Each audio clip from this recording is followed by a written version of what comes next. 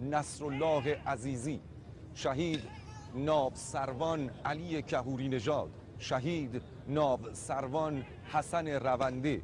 و شهید دریادار محمد ابراهیم همتی و شهید ناب سروان حمید قهرمانی و دهها شهید و صدها شهید سرفراز دیگر که در حراست و حفاظت و پاسداری از آبها و مرزهای دریایی کشور عزیزمان ایران عاشقانه بر قلب دشمن تاختند و این آرامش و امنیت را به همه ما هدیه دادند. یاد و خاطره همه شهیدان سرفراز را گرامی می‌داریم.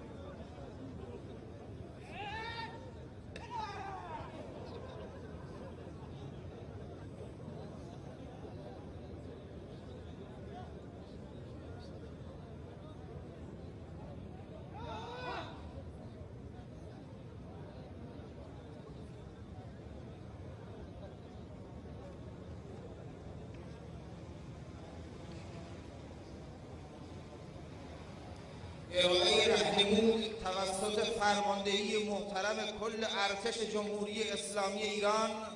امیر سرلشکر صالحی